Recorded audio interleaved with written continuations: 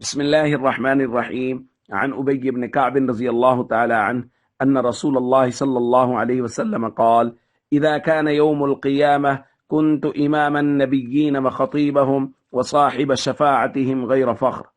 رواہ ابن ماجہ۔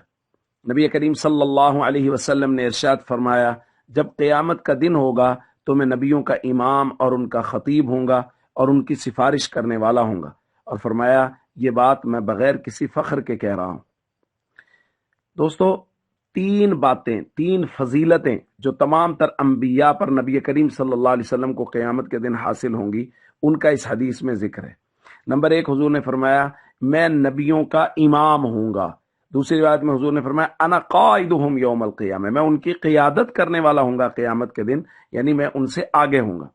دوسرا فرمایا وہ خطیبہم، میں ان کا خطیب ہوں گا، جیسا کہ ہم نے کل بھی روایت میں پڑھا کہ ہمارے آقا صلی اللہ علیہ وسلم اس وقت اللہ رب العزت کی دربار میں بات کریں گے جس وقت تمام انبیاء خاموش ہوں گے، کوئی بات نہیں کر رہے ہوں گے۔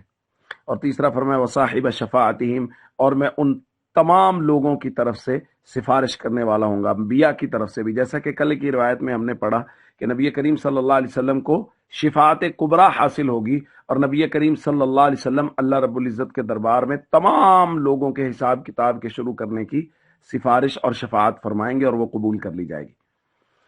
دوستو، ہمارے آقا حضرت محمد کریم صلی اللہ علیہ وسلم کو اللہ تعالیٰ نے بے شمار فضائل عطا فرمائے ہیں، اور اللہ کا ہم سب پہ کتنا کرم ہے، جیسا کہ بارہا یہ درخواست کی جا رہی ہے کہ اللہ نے اس پاک پیغمبر صلی اللہ علیہ وسلم کی امت میں ہم سب کو پیدا کیا ہے۔ اس لیے ذمہ داری بہت بڑی ہے کہ ہم قیامت کے دن اپنے نبی صلی اللہ علیہ وسلم کے سامنے جائیں تو کم از کم حضور جو چیزیں ذمہ لگا گئے، فرائض اور ارکان اسلام جو ضرور بھی ضرور کرنے ہیں، فرائض اور ارکان اسلام کی پوری پابندی کے ساتھ جائیں، اور کوشش کریں کہ اپنی مکمل زندگی حضرت محمد صلی اللہ علیہ وسلم کے طریقوں کے مطابق گزاریں۔ السلام علیکم ورحمۃ اللہ وبرکاتہ۔ حاصل ہوگی، اور نبی کریم صلی اللہ علیہ وسلم اللہ رب العزت